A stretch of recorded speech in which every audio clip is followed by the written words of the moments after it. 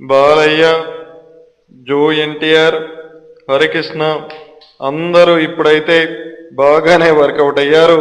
తీరా తెలుగుదేశానికి భారీ మెజార్టీ వచ్చి నందమూరి కుటుంబం మొత్తం కూడబలుకొని ప్రచారం మాదే, పదవి మీద అని నన్ను అడిగితే వెంటనే లోకేష్ ని పిలుస్తాను.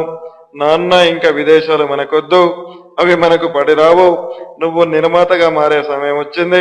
వెంటనే ఫిలిం నగర్కి వెళ్ళి 2 ఫ్యాక్షన్ స్టోర్లు కొనుక్కొని మీ మామగారికి ఒకటి, నీ జూనియర్ బావకి ఒకటి సినిమాల్లో బిజీ చేస్తే వారి వారి పనుల్లో వారు ఉంటారు. అప్పుడు నా పాలే ట్రిక్స్ చేస్తూ ఆ విధంగా సైకిల్ ఎక్కి ముందుకు పోతే ఇంకా ముందుకు పోయే అవకాశం ఉంది.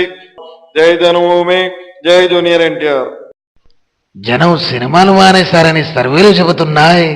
పైరసీతో ప్రజలు ఇంట్లో టీవీలలో సినిమాలు చూస్తున్నారని నీ వియ్యంకుడు నీ మేనల్లుళ్ళు కలిసి ఆంధ్ర రాష్ట్రంలో ప్రతి ఇంటికి గడప గడపకు ఒక టీవీ ఉచితంగా ఇస్తే అప్పుడే వారు నీ వైపు ప్రచారం చేస్తారని కండిషన్ ఏమైనా పట్టారా చంద్రబాబు?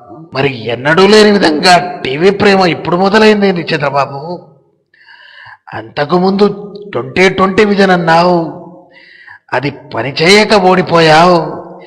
ఇప్పుడు టెలివిజన్ అంటున్నావు. ఇప్పటికైనా ఈ టెలివిజన్ పనిచేస్తుందంటావా చంద్రబాబు? ఆనాడు చంద్రబాబు నాయుడుకు నేను ఏమనలేదు. డిప్యూటీ స్పీకర్ వద్దయ్యా, మంత్రి పదవి ఇయ్యన్నా ఇనలేదు. చిలకకి చెప్పినట్టు చెప్పినా ఇనలేదు. బామ్మార్తికి ఏమో ఆర్టీసీ మంత్రిని చేసిండు. నేనేం పాపం చేశానా? సొమ్మొక్కరిది సోకొక్కరిది అయింది అయ్యాల. అందుకే ఈ తెలంగాణ పెంట పెట్టిన. దీంతో ఉన్నలేనందరికీ దిమ్మ తిరిగి బొమ్మ కనిపిస్తుంది. పోయి నాతో పెట్టుకుంటే నేను ఇనేమోగొన్నా? బక్కొంతాను ఏం బలం ఉంది అంటాడు. గాలి ఊపితే పడిపోతారంటాడు నన్ను. ఇప్పుడెట్లుంది కాంగ్రెస్ వాళ్ళకు, టీడీపీలకు, పిఆర్ వాళ్ళకు ఉన్న చూటుడు బొడగుండు కావాలి.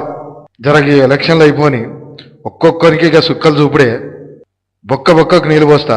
అట్లకిట్లా కాకపోతే నా పేరు కేసీఆర్ కాదు.